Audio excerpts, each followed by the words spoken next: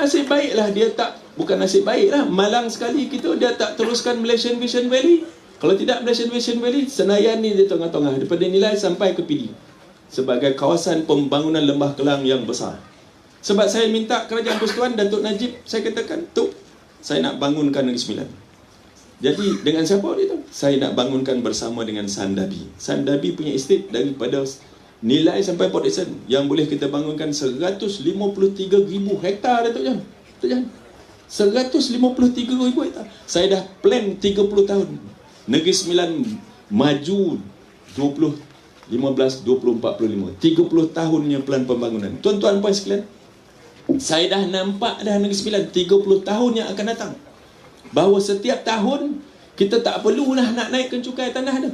Tak perlu naik cukai tanah. Saya dah nampak dah kalau setiap tahun kita bangunkan 5,000 ekar saja tanah tu, kita boleh dapat daripada bayaran premium dan yang lain lebih kurang 500 ke 600 juta.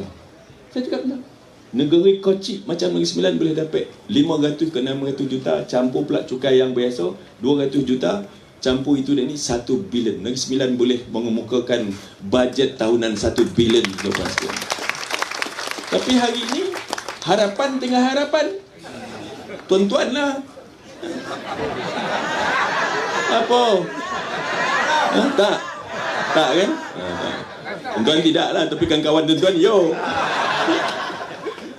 Dah tersalah silap. Silap bos lah. Cino cakap silap sodap. Kita silap-silap betul.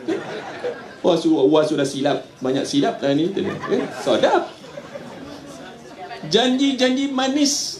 Janji-janji yang membuat kita terlena, tuan-tuan puan sekalian. Apa saja cakap, apa kau nak lah, kau nak apa bagi, kau nak apa bagi. Kau nak toll free bagi, kau nak PTPN free bagi, kau nak Felda free bagi. Semua boleh lupus. Hari ini 10 bulan, satu abuk pun tak ada. Ramai yang dah menyusah. Hari tu saya pergi rumah dua pupu saya, kahwinkan anaknya dekat Palung. Tak payah sebut Palung berapa. Dia kelutung ada orang Palung saya tu. Tu apa macam ni tu, Atuk? Apa pasal Atuk tak jadi Menteri Besar lagi? Kepala otak kau lah. Tanya pula saya apa saya tak jadi Menteri Besar lagi. Saya rasa ini satu taktik dia orang dulu. Dia bagi saya menang tanpa bertanding. Orang rasa Tok Mat akan masih lagi jadi Menteri Besar. Tok Mat dah menang. Macam-macam. Ini situ. Dia kata susah sekarang tu. Dulu dapat tanam semula 1,300, hari ni 900 saja dapat. Macam-macam. Itu pun 3 bulan dah tak bayar. Macam-macam. Jadi tuan-tuan puan sekalian, inilah dia Roman ni. Kalau untuk orang Sembilan tahulah Roman kan. Ustaz Selin tahu tak Roman? Roman ini lah rupa Inilah rupa kerajaan yang telah pun dapat menang di atas dasar penipuan fitnah semata-mata, tuan-tuan sekalian. Memfitnah dan menipu. Maka terlenalah semua. Terlena semua disebabkan oleh janji-janji manis, janji-janji lemak manis. Semua terlena. Bahkan ramai berharapkan guruh yang lontong-lontung, tapi akhirnya hujan tak turun. Tempayan dah bocah dah ni. Kono pula cari tempayan baru. Nak tak ada air. Jadi tuan-tuan puan sekalian, 3 bulan hari bulan ni kono cari tempayan baru, taruh air baru, tuan-tuan sekalian. Tak ada apa-apa. Bahkan bukan tak ada apa-apa, tapi keadaan negara kita bertambah teruk, bukannya bertambah baik. Keadaan ekonomi negara kita sekarang tak menentu sangat, tuan-tuan sekalian. Tuan-tuan tahu ke tidak, kita menghadapi masalah aliran tunai yang amat apa orang kata, yang amat teruk sekali. Itu sebabnya tuan-tuan puan sekalian, kerana salah pengurusan. Cakap dengan seluruh dunia negara kita nak bankrupt. Pergi ke sini, pergi Kulu Kilir, berjumpa dengan pemimpin sana, cakap kata negara kita nak bankrupt. Tuan-tuan puan sekalian, dia tak sedar, dia ingat dia masih pembangkang lagi. Dia tak tahu dia dah jadi kerajaan. Kata-kata orang sebagai kerajaan ini sebagai dasar, terutamanya pula ketua negara dan menteri kewangan. Siapa yang nak melabur di negara yang nak bankrupt? Bukan sahaja tak ada pelaburan baru, tetapi pelabur-pelabur yang ada dalam negara mengeluarkan dia punya pelaburan, menjual dia punya bond, tuan-tuan sekalian. Pada 2 bulan pertama Pakatan Harapan menjadi kerajaan, bond market kita ataupun pasaran surat gadai kita dibuang begitu saja. Ada orang yang menjual walaupun rugi tak kisah, dia takut dia terperangkap, tak boleh bawa keluar duit dia daripada negara kita. Itu yang berlaku. Teruk. Hari ini kita menghadapi masalah aliran tunai yang sangat teruk. Tuan-tuan puan sekalian, aliran tunai ni dia macam dalam badan kita lah. Badan togap macam ni, tapi aliran tunai, cash flow ni macam darah. Kalau badan togap macam mana pun, kalau darah tak ada, mati. Betul? Syarikat-syarikat besar macam mana pun, banyak harta dia, tetapi cash flow tak ada, dia bankrupt. Dia akan jatuh bankrupt. Tan Kun Suan sebagai seorang orang kata yang paling besar Pen Elektrik, banyak kata dia bukan miskin, tapi dia jatuh bankrupt kerana tidak ada aliran tunai. Arwah Said kecil pun begitu. Banyak syarikat-syarikat multinasional dalam dunia pun begitu. Ini sekarang negara kita sedang hadapi, tuan-tuan sekalian. Tidak ada aliran tunai kerana apa? Terlampau cerodik pun menteri-menteri dia. Kan? Batalkan GST. Kononnya harga barang akan turun. Tak turun harga barang dah. 3 bulan tak ada cukai.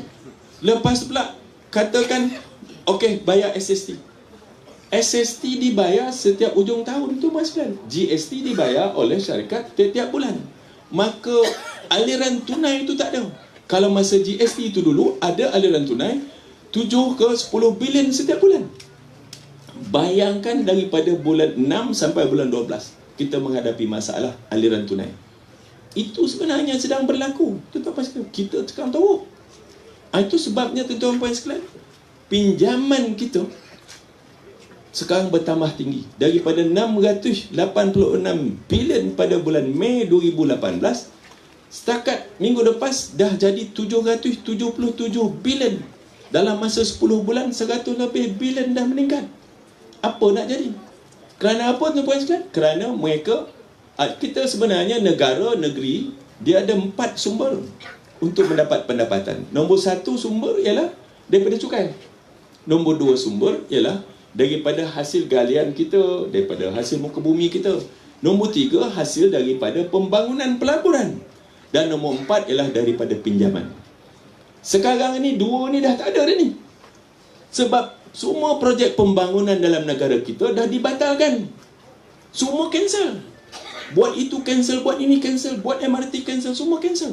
Tidak ada kegiatan ekonomi yang boleh menjana ekonomi, yang boleh menjana pendapatan. Itu sebabnya kita menghadapi masalah deflation. Deflation maknanya banyak barang daripada tawaran, banyak tawaran daripada permintaan. Inflasi, banyak permintaan pada tawaran. Dah teruk, dah masalah. Sebab apa? Kuasa beli rakyat Malaysia dah tak ada lagi. Orang banyak kena buang kerja. Dia janji nak bagi 1 juta peluang pekerjaan, tetapi sebenarnya dia membuang orang sekali. Dia buang orang. Baru-baru ni 17,000 pengawal-pengawal keselamatan sekolah dibuang. Pengawal kontrak, pegawai jasa dibuang. Semua dibuang. Nak tak lama lagi besok ni besok pegawai kerajaan. Tunggulah. Memang pada dulu lagi dia katakan bahawa kalau dia menang dia akan kurangkan. Dia katakan terlampau banyak sangat anggota penjawat awam, 1.6 juta. Dia nak kurangkan kepada bawah pada 1 juta. Penjawat awam, tunggulah. Makin syukur bona Pakatan Harapan. Okay? Padan kau muka. Bukan nak padankan apa-apa, tapi inilah diminta semua dapat. Jadi harap-harap ini tidak berlaku. Kalau berlaku malang kita. Bukan sahaja nak menyediakan peluang pekerjaan 1 juta, macam mana nak sediakan peluang pekerjaan 1 juta? Sebab segala pembangunan telah pun dibatalkan. Siapa yang nak bagi peluang pekerjaan? Kerajaan pula dalam masa yang sama buang orang kerja. Tuan-tuan macam keadaan kita teruk sekarang. Kita punya pinjaman dah jadi 777 bilion. Dulu dia nak menyuruh di belakang tu katakan pinjaman kita 1 trilion.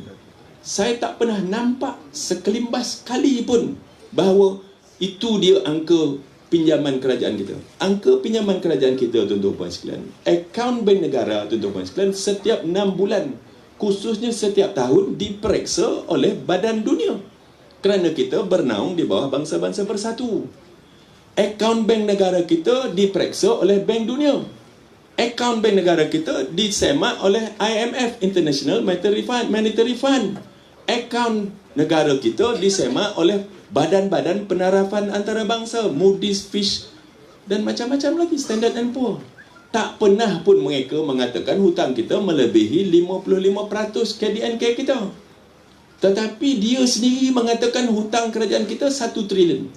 Saya adalah merupakan salah seorang daripada jawatan kuasa kewangan negara.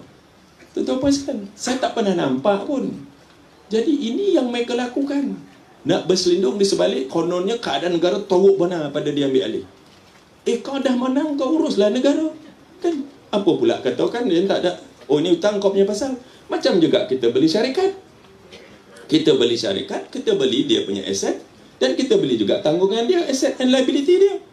Takkan kita kata, oh liability tak nak, nak aset saja. Kalau macam tu, harga belian kita akan berkurangan. Jadi tuan-tuan macam teruk, habis kata kita dijual. Macam-macam. Ya? Dijual kita punya pegangan-pegangan saham, tabung haji, dirompak begitu saja tuan-tuan sekalian. Apa kena mengenanya kerajaan dengan tabung haji? Dia kata tabung haji membayar dividen berlebihan. Dan pada ketika bayar dividen, dia katakan tabung haji sebenarnya tak boleh mengikut akta. Tabung haji bayar dividen tinggi 6.5% ke 8% ke, daripada reserve-nya setengah, daripada penjualan aset setengah. Apalah salahnya? Tidak ada apa-apa larangan kita jual aset untuk bayar dividen. Kita buat begitu. Bila untung kita jual lah, kita berniaga. Dan semua pelaburan-pelaburan tabung haji adalah merupakan pelaburan yang membeli saham-saham dalam syarikat-syarikat yang disenaraikan dalam Bursa Saham Kuala Lumpur. Tuan-tuan nak tahu apa jadi? Itu sebabnya harga ataupun nilai sabung haji menguncup selepas Mei 2018. Sebab apa? Sebab pasaran saham Kuala Lumpur jatuh menghudum. Daripada 1,868 mata pada bulan Mei 2018, bulan 10 dah menurun 1,602 mata. Berapa banyak peratusan turun. Nilai tabung haji, pegangan tabung haji pun menguncup. Itu sebab dia kata, tabung haji pun nilai sekarang dah teruk dia tu. Padahal Jabatan Audit Negara tak pernah pun cakap bahawa adanya penyalahgunaan ataupun penyelewengan dalam tabung haji. Jabatan Audit Negara kata bahawa tak patut bayar dividen melalui pelaburan. Itu pendapat dia. Mengapa salah pula? Kan? Kita ada pelaburan, dia kata, mengikut akta, mesti bayar melalui reserve. Macam kita punya koperasi lah kat ni. Bayar koperasi, mesti melalui reserve. Ini lain. Kita buat pengurusan yang baik. Jadi tuan-tuan, ini yang sedang berlaku. Ambil aset 19.9 bilion. Sepatutnya kalau dia sebagai kerajaannya apa, bawa lah projek ke tabung haji. Apa pula ambil? Kan? Mengapa nak ambil? Sebab harta-harta ini kepunyaan semua pendeposit tabung haji. Kan bukannya tak ada siapa-siapa punya. Ini yang sedang berlaku. Dijual kita punya anak syarikat IHH Healthcare. IHH Healthcare ni kepunyaan khazanah tuan-tuan sekalian, dijual begitu saja tanpa ada tender pun dibuat 8 bilion kepada ministry. IHH ni tuan-tuan sekalian adalah syarikat mengurus hospital-hospital pakar, termasuklah Pantai, Gleneagle apa semua.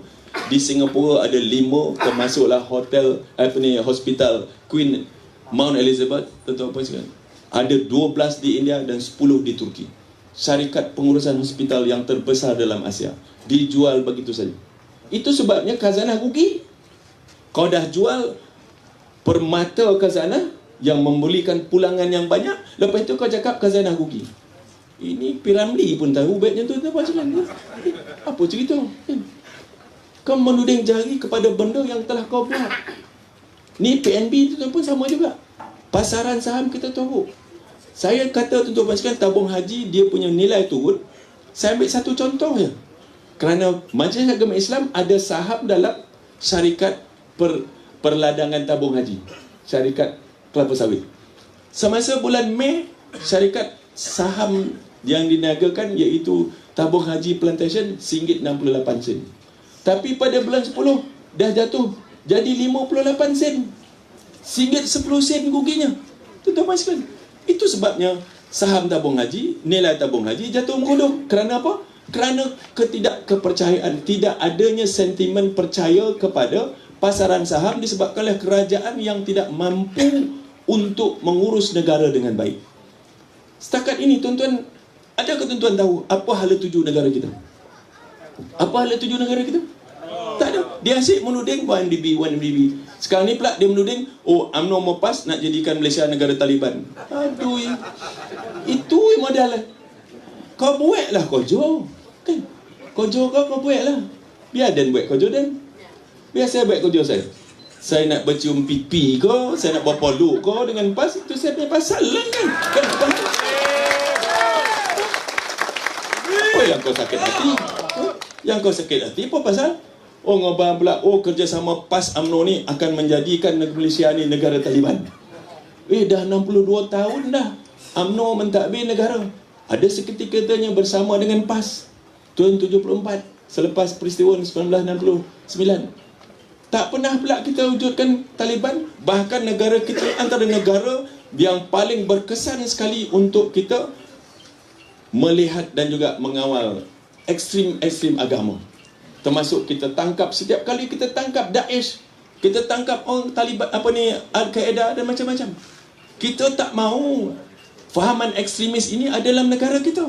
Kita lebih berkesan sampai Amerika memuji kita, sampai negara-negara bersekutu Eropah memuji kita. Amat berkesan, amat baik sekali mengesan ekstremis ini. Kalau nak katakan PAS nak buat negara Taliban, 5 penggal dah mengurus negara Kelantan. Ada kau Taliban itu? Ada. Orang-orang Tionghoa, orang Cina, orang India, orang Siam begitu ramai yang bukan beragama Islam, mereka hidup dengan baik di Kelantan. Bahkan patung Buddha yang berbaring merupakan patung Buddha terbesar di Asia Tenggara di Kelantan. Ini menunjukkan PAS mempunyai toleransi beragama yang amat tinggi. Jadi apakah ini? Ustaz Idris, Assalamualaikum. Naik Presiden PAS. Tepuk tangan untuk PAS sekali. Jadi dia bongkak hati dia tengok kita apa?